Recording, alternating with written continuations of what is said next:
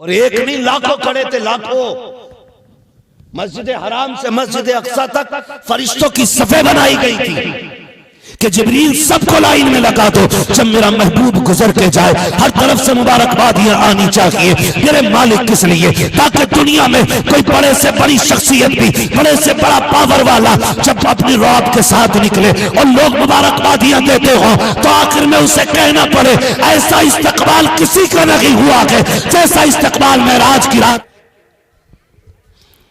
जो नौमौलूद बच्चे होते हैं ना, ये कुदरतन फितरतन उनकी आदत होती है कि वो नई आवाज की तरफ कान लगाते हैं,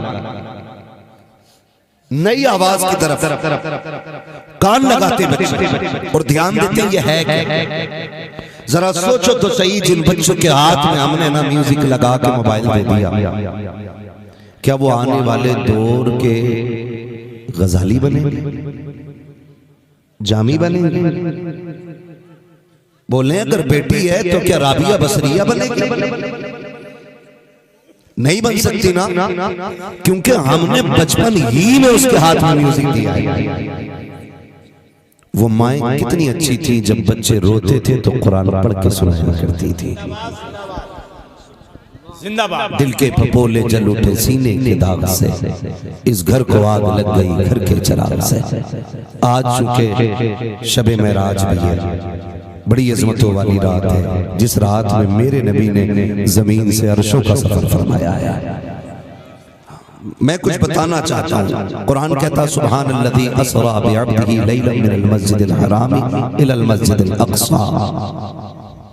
जी ये एक सफर है जिसका तज़किरा कुरान ने किया, मस्जिद हराम से मस्जिद अक़सा तक। मैं उसी अक़सा के हवाले से अगर बात करूं तो एक दिन जब सलाहुद्दीन अय्यूबी ने उसी मस्जिद अक़सा को फतह किया था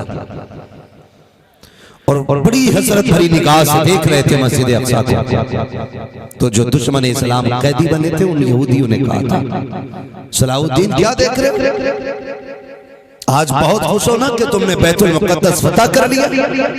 कहने लगे हाँ, आज रब के करम से मैंने इस जमीन को फतह कर लिया है और तुम्हारे जैसे नापाक कब्जे से मैंने इसे निकाल लिया। तो एक यहूदी ने कहा था कुछ दिन की बात है, फिर हमारा ही झंडा इस पर लहराएगा। ये एक यहूदी ने कहा था कुछ दिन की बात है, फिर एक दिन इस पे हमारा ही झंडा लहराएगा।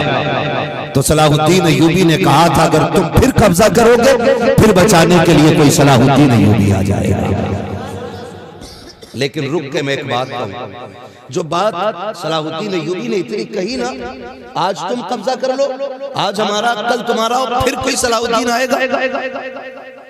तो उसने बड़ी बात कही, उसने कहा सलाहुद्दीन अब कोई सलाहुद्दीन नहीं आएगा। कहा तुम कैसे कह सकते हो?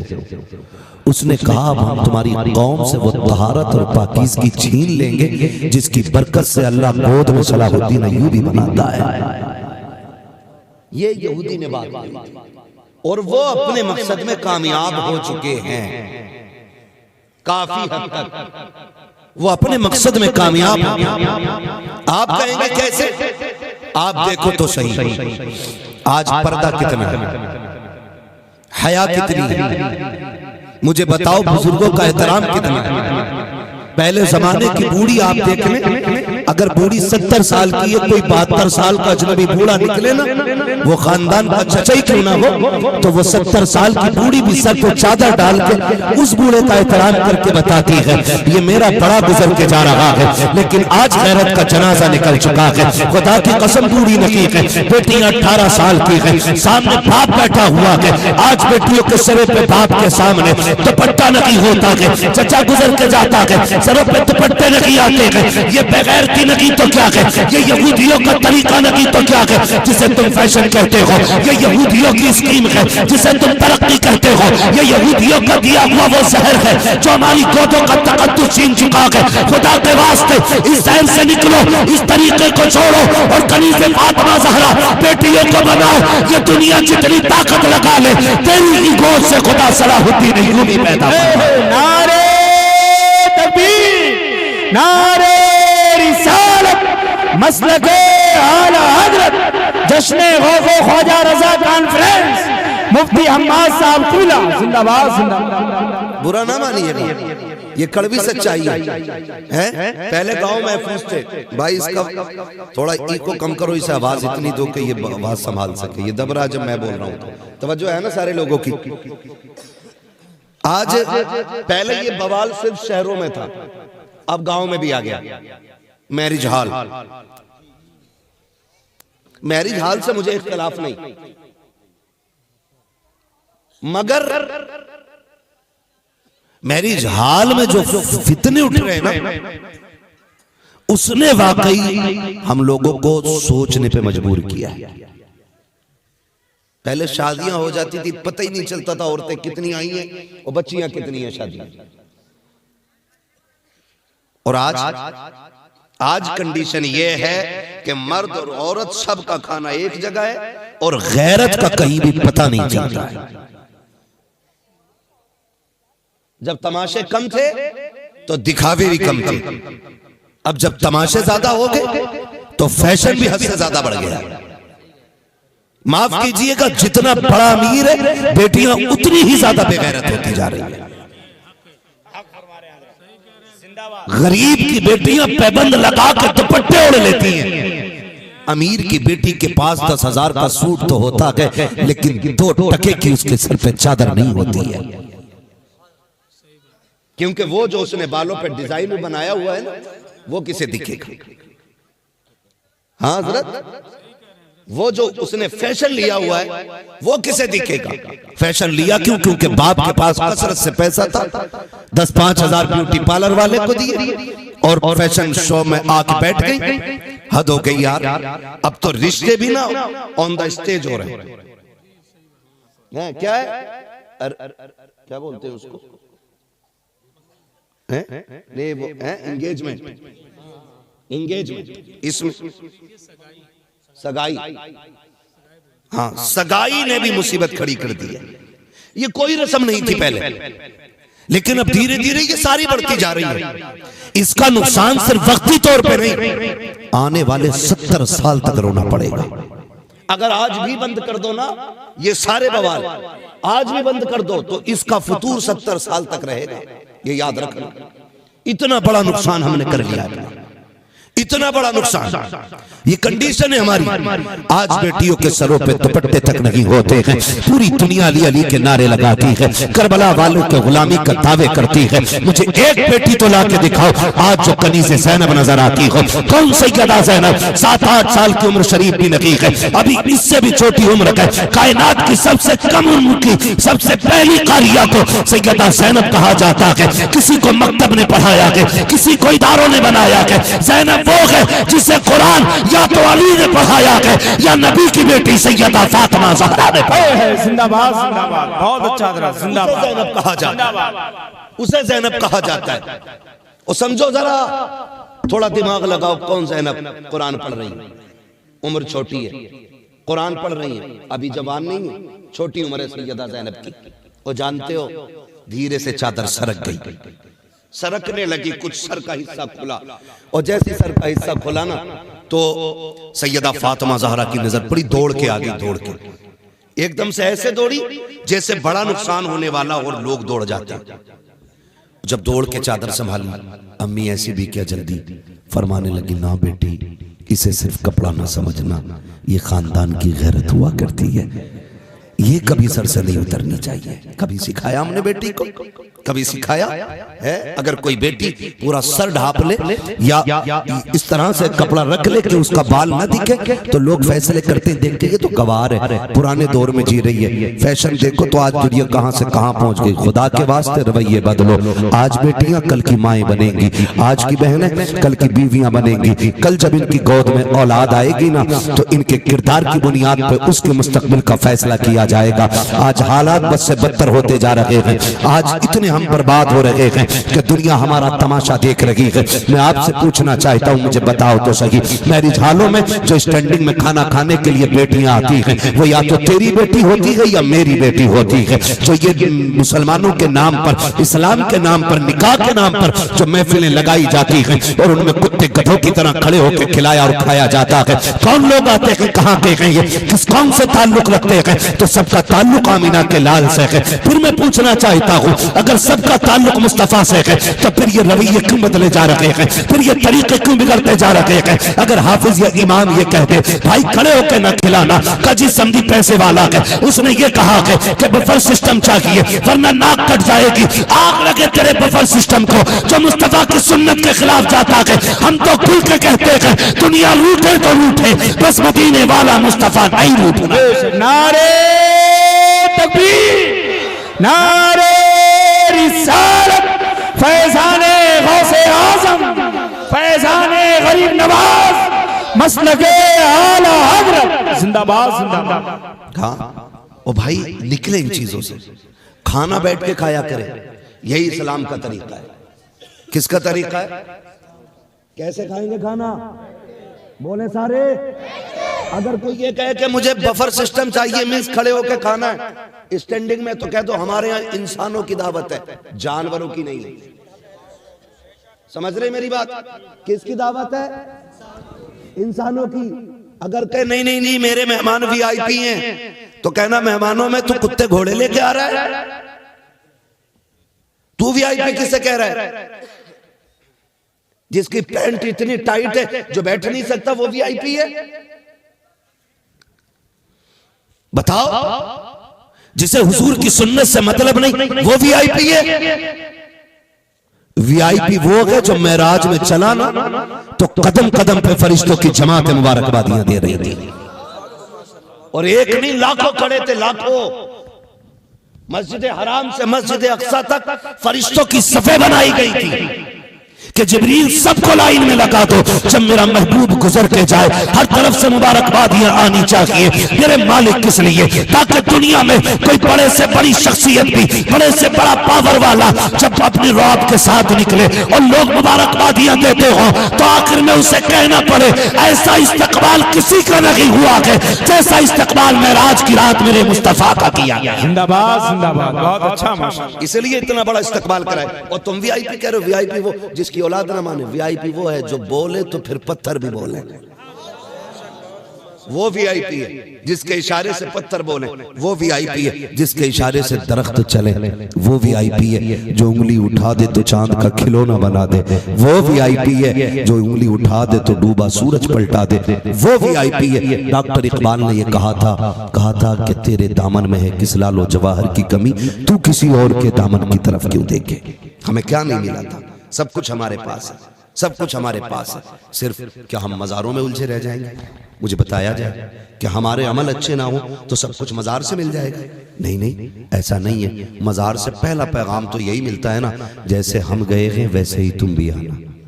ये पहला सबक होता है। लेकिन माफ कीजिए, हम जो मज़ार पे जाते हैं ना, मज़ार पे जाके कहते हैं बाबा 8 गाड़ियाँ हो गई है, 10 करा दो, 3 मंजिल हो गया है, चौथी की परमिशन करा दो, है ना, 99 लाख हो गए, 1 करोड़ पूरे करा दो। कभी मज़ार वाले से ये भी जाके कहो बाबा जैसे आपको रब ने वली बनाया, दुआ करें हमें भी वैसे ही अपना वली बना ले।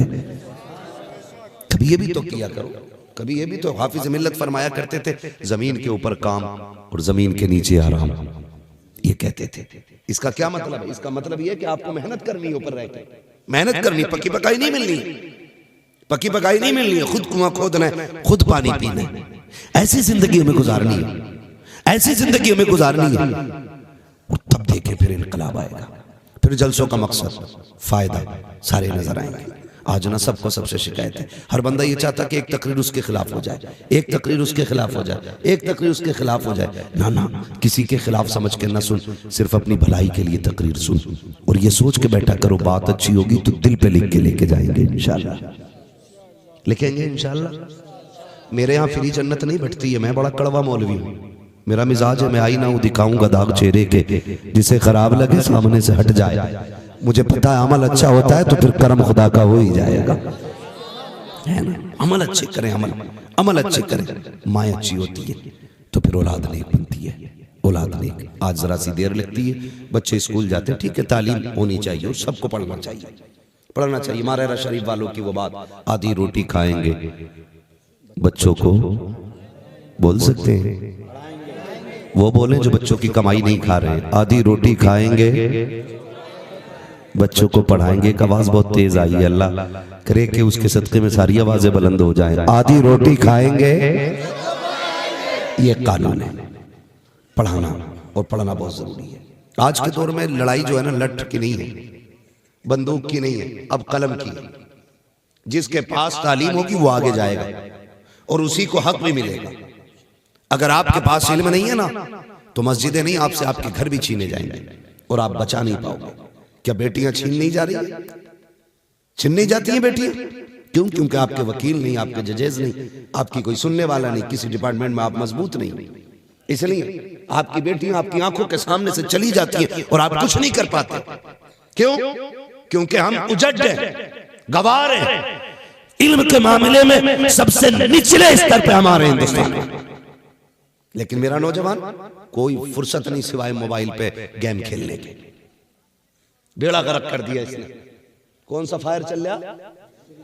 देखो, सबको याद है ना? ये डूब पड़ी है हमारी कौम पे आकर। 3 बजे तक मोबाइल में गेम चल रहे हैं। नुकसानात जानते? नंबर 1, उमर फरमाया गया, देखो एक एक सांस का मालिक अल्लाह, उसने जिसकी जितनी लिख दी है, जीना तो अकीदा जिसका वही बोले, यहां डुलमुल ना बैठे कोई भी। जीना उतना है जितनी अल्लाह ने सांसें दी। लेकिन फरमाया गया जल्दी सोया करो, जल्दी उठा करो, अल्लाह उम्र लंबी कर देता है। नंबर 1 ये हुआ। नंबर 2, जवानी मजबूत रहती, देर तक काम करेंगे आप, और अगर रात को जागेंगे जल्दी बूढ़े हो जाएंगे। एक जगह जुलूस निकल रहा था, झंडा लिया था बड़ा तगड़ा और ऐसे हिला रहा था, और झंडे से ज्यादा खुद हिल गया था। ये हमारी जवानी है। ये बताओ, मुसलमानों को हुजूर ने कहा कि अखाड़े बनाओ, जोर आजमाई करो, यानी कि आप वर्जिश करें, और वर्जिश का फुल प्रोजेक्ट नमाज है, मुकम्मल वर्जिश नमाज है। खुदा चाहता कि मेरे बंदे से हथियार रहे, लेकिन बंदा फ्री फायर उसमें लगा पड़ा। डर लग जाता भाई, कभी निकलो आवाज अचानक आने लगती है, पता ही नहीं चलता किधर से। डर लग जाता, सिर्फ एक ही आवाज है, रुक रुक और मार मार। अभी अकेला बंदा कोई जा रहा रास्ते से, पीछे से मार मार मार, वो सोचेगा लग रहा है पीछे से कोई लग गया। तो ये चीज है।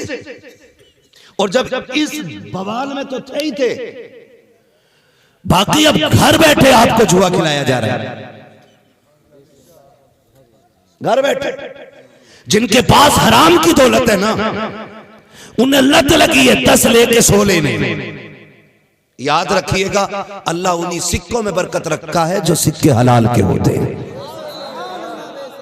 ये दुनिया बाहर से बड़ी खूबसूरत है कि 100 लगाए थे 1 लाख मिल गए, 100 लगाए थे 50,000 मिल गए, 100 लगाए थे 1,000 मिल गए। ये दूर से हसीन लगता है, लेकिन जब रब नाराज होता है ना, तो फिर वो तबाहियां आती है कि पुश्तों की पुश्तें उतार दी जाती है, कोई बचाने वाला नहीं होता है। फिर तंदरूद की तरफ तोड़ोगे, एक एक लुकमे को तरफ जाओगे। अगर अल्लाह नाराज हो गया तो एड़ियां रगड़ के मर जाओगे, एक लुकमा हलक से उतरने को तैयार नहीं होगा। और तुम्हें खुदा का वास्ता अगर फाक़े आ जाया जल्दी अमीर बनना भी चाहते हो तो हराम तरीके से नहीं, हलाल तरीके से बनो। तुम्हें क्या लगता है कि हराम तरीके से जुए खेलोगे तो जल्दी अमीर हो जाओगे? मुझे बता तो सही, अगर तुझे जुए पे भरोसा है तो खुदा पे भरोसा क्यों नहीं है? क्या तेरा खुदा पावरफुल नहीं है? क्या तेरा खुदा ताकतवर नहीं है? तेरा अकीदा कितना कमजोर है? अगर कमजोर हो गया हो तो फिर अकीदा फिलिस्तीन वालों से जाके ले लो कि जिन पे आग बरसाई गई लेकिन हौसले नहीं टूटे, पानी बंद किया गया लेकिन हौसले नहीं टूटे, घर मार दिए गए, हौसले नहीं टूटे, माँ बाप मारे गए, हौसले नहीं टूटे, यतीम बच्चे गलियों में दौड़े, अल्लाह को सदा देते रखे। तू बता 2.5 किलो खाने के बाद भी अल्लाह एक बार नहीं कहता कि वो 10 दिन भूखे रखे, लेकिन फिर भी अल्लाह अल्लाह कहते रखे। जब अकीदे मजबूत थे तब खुदा ने करम किया और वो अजाब बन के बरसा। आज भी दुनिया अमेरिका के बारे में हैरत से सोच रही है, ये आग किसने लगाई थी? किसी ने कहा परिंदे ने लगाई, किसी ने कहा खुशकी ने लगाई, किसी ने कहा चिंगारी लगी। मैं कहता हूं खुदा की कसम, ये आग चिंगारी से लगी बल्कि फिलिस्तीन के रोने वाले के आंसुओं से लग गई। नारे तकबीर, नारे रिसालत, मसलके आला हज़रत, फिलिस्तीन का गाजी मुसलमान जिंदाबाद जिंदाबाद। और आज घुटने टेक दिए दुनिया ने। हाँ, वही फिलिस्तीन जिसे चुटकियों में मिटाने की बात करते थे, आज उसके आगे घुटने टिक गए। कैसे कैसे कैसे? उठ बांध कमर क्यों डरता है, फिर देख खुदा क्या करता है। अकीदे मजबूत रखो। कह रहा नहीं मौलाना 10 ही तो लगाए थे, आज 10 लगा, कल 1000 लगा, बेड़े का रखोगे। कितने सर पकड़ के रो रहे ये जुआ खेलने वाले। हाँ, ये लत इतनी बुरी होती है, बहन बेटियां बेच देते हैं जुआरी। सही कह रहा हूं मैं? निकलो इस बला से। हमारा रज़्ज़ाक अल्लाह है। कौन है? जोर से कौन है? फाके करना बुरा नहीं, हराम खाना बुरा है। 1-1 रुपया हराम है जुए का। फाके करना बुरा नहीं, हराम खाना, हराम खाना, हराम खाना बुरा है। खुद सोचो, तुमने 100 रुपए जीत लिए, 1000 रुपए जीत भी लिए तुमने, या तुम उस जुए में जीत गए 1 लाख रुपए, है ना? तो कुछ ठलुए यार भी होते, क्या तो लंबी लगी है भाई, पार्टी शाटी हो जाए। है? जब दाढ़ को हराम लग जाता है ना, तो फिर आसानी से छूटता नहीं है। दुआ करना अल्लाह हमारी नस्लों को हराम लुकमों से लाखों किलोमीटर दूर रखे।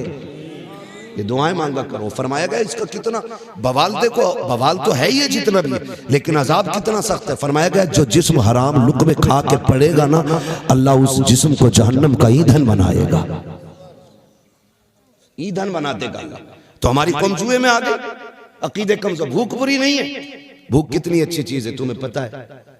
अजमेर वाले गरीब नवाज, सखावत का आलम ये कि लंगर आज भी चलता है और उसी शान से चलता है जिस शान से चला करता था। अजमेर इन लफंगों की वजह से मजबूत नहीं है, इन अय्याशों की वजह से मजबूत नहीं है जो गद्दी संभाले बैठे। अजमेर मेरे अजमेर वाले बाबा की वजह से मजबूत है। हाँ, ये तो खुद उनका लंगर खा रहे हैं, ये क्या खिलाएंगे किसी को? ये क्या खिलाएंगे? ये हकीकत है। और अजमेर वालों को आप देखें, मुसल्ला रहता था, खादिम आते हुजूर लंगर के लिए कुछ दे दे, कोना उठाते, फरमाते निकाल लो जितनी जरूरत है। हम जानते थे जमीन उनकी थी, खजाने मदीने वाले के थे, है ना? उठाते कोना दे देते, उठाते कोना दे देते। जानते इतनी बड़ी सखावत करने वाला और घर के फाकों का आलम। आपका बेटा मदरसे से वापस आ रहा है, आपके साहबजादे वापस आ रहे मदरसे से, तो बच्चों के अपने साथियों के साथ आ रहे थे ना, तो चक्कर आया और गिर गए। जब चक्कर खा के गिरे ना, तो यारों ने संभाला, छोटे ही बच्चे थे, बचपना था। बच्चे कहने लगे यार खैर है, तबीयत तो ठीक है। तो बच्चे थे, कह गए भूख इतनी बढ़ गई, फाके कई दिन के हैं, अब खड़ा नहीं हुआ गया, इसलिए गिर गया। ये कह के तो आ गए। बच्चों ने आके बताया, पता है आज मोइनुद्दीन अजमेरी का बेटा भूख की वजह से गिर गया था, लोगों ने दौलत के दरवाजे खोल दिए। जब सुबह को गरीब नवाज ने अपना दरवाजा खोला, दस्तरखान लगा पड़ा, खाने खाने। आप फरमाते ये क्या है, ये क्या है? कहा हुजूर पता चला है आपके घर में कई दिन का फाका है, हम तो सोए नहीं रात भर, हुजूर का बेटा भूखा रहे और हम पेट भर के सोए। इतना सुना एक चीख निकली। फरमाया किसने बताया? कहा कल आपका बेटा बेहोश होकर गिर गया था, उसने बताया कई दिन का फाका है। भाई इतना सुनाना, बेटे को बुलाया, फरमाने लगे आज तूने हमारे घर का राज खोल दिया है, जा आज के बाद मुझे सूरत ना दिखाना। बेटा भी गरीब नवाज का बेटा था, ऐसे गए कि कभी पलट के नहीं गए। फाके अल्लाह को पसंद है, फाके अल्लाह को पसंद है तो फाके हो जाए ना, तो गैरत की बात नहीं, गैरत की बात नहीं। मैं तो कई बार उन बच्चों से कहता हूं ना, कई बार पूछो तुम्हारा अब्बा क्या करता है, कहता जी क्या करता कराते हैं हमारे अब्बा, शर्म लगे बताता हुए भी, क्या ना भट्टे पे ईंटें उठाते, शर्म आती है, रक्षा चलाते, शर्म आती है, ठेका लेते हैं सफाई का। मैं कहता हूं ये शर्म की बात नहीं। जब शाम को यही बाप थक के लेटे तो कंधे दबाया कर और इसके पैरों में बैठ के कहा कर एहसान है तेरा, तूने पसीना बहा के तो खिलाया है, लेकिन हराम का एक लुकमा हमारे हलक में नहीं जाने दिया है। ये बहुत बड़ा एहसान होता बाप का अगर हलाल खिला रहा है तो। वरना रह गई बात पैसे की, तो पैसा तो रंडियों के पास भी है, नचनियों के पास भी है, इस पे क्या इतराना है और इसकी तरफ क्यों भागना है। कई बार ना कदम बहक जाते हैं, बहक जाते हैं हम लोग, ना जाएं, ना जाएं। अगर दिक्कतें आ भी रही है ना तो फिर हराम की तरफ नहीं जाना, मस्जिद की तरफ जाना है। किधर जाएंगे? मस्जिद की तरफ जाएंगे। रज़ाक कौन है? सारे बोले रज़ाक कौन है? अल्लाह ऐसा रज़ाक है जो पत्थरों के अंदर कीड़ों को हरे पत्ते अता कर देता है। जो कीड़ों को रिस्क दे सकता है वो अशरफुल मखलूकात को रोजी नहीं दे रहा है। क्यों इतना कच्चा सोचे बैठे हो? क्यों इतना कच्चा? कहने मौलाना बड़े दिन मेहनत करके देख ली, जाते वहीं रहे, और जब से इनसे मिले ना रातों रात अमीर बना दिया इन्होंने। हाँ ये मसला है, ये सोच है हमारी, रातों रात अमीर बना दिया।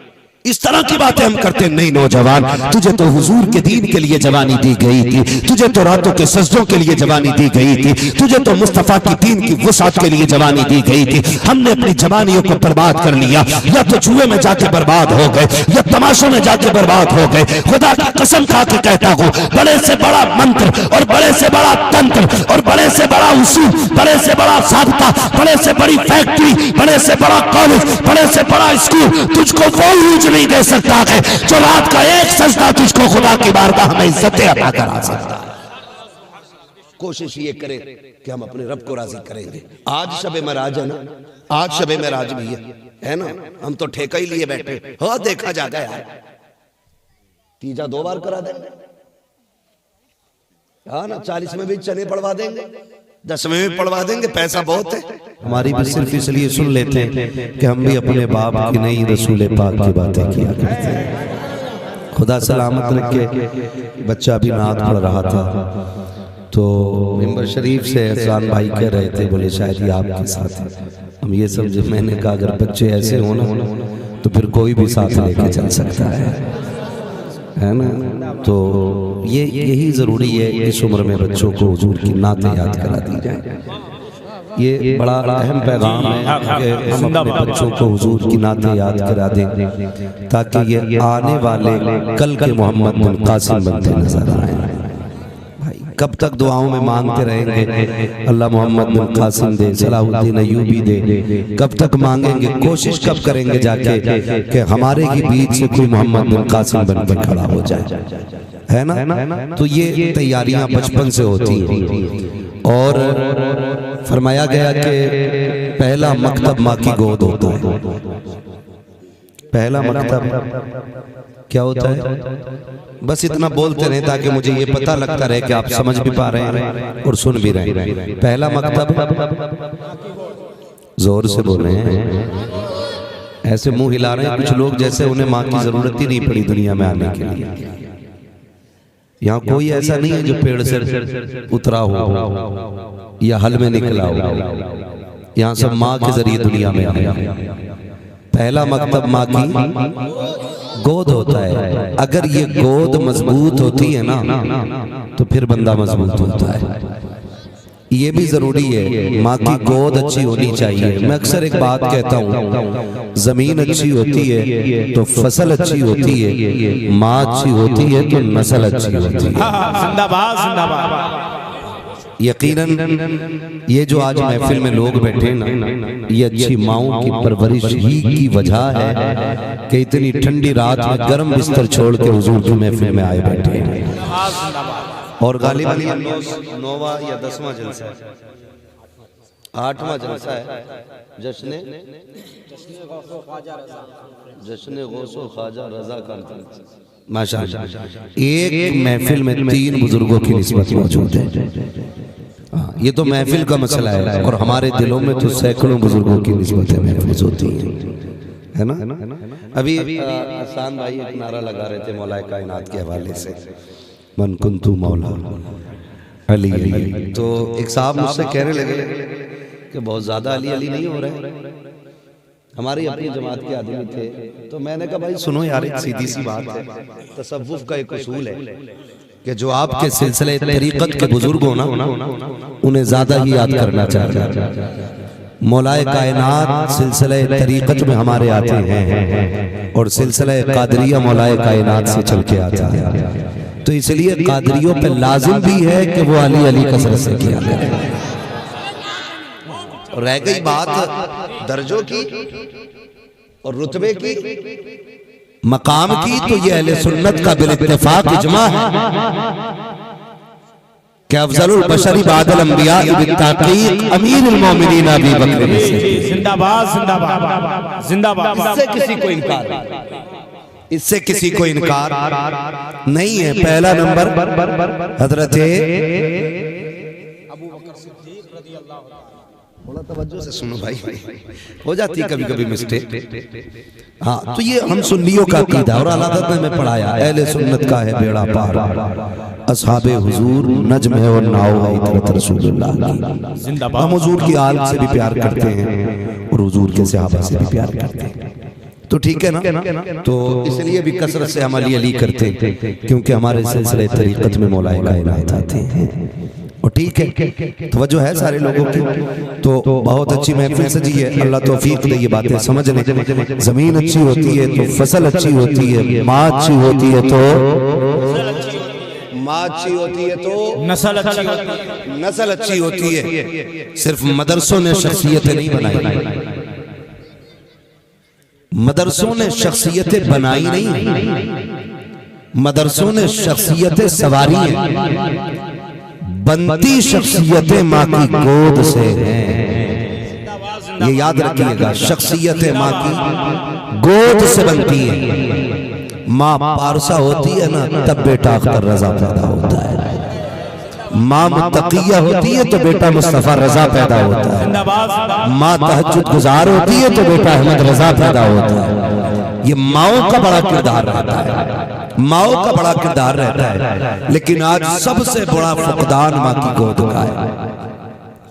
फुकदान का मतलब ये नहीं है माँ की गोद नहीं मिल रही है बच्चों को, और ये भी है कि बच्चों को उतनी माँ की गोद नहीं मिलती जितनी हम जैसे खुश नसीबों को मिल गई है। ये भी क्लियर है।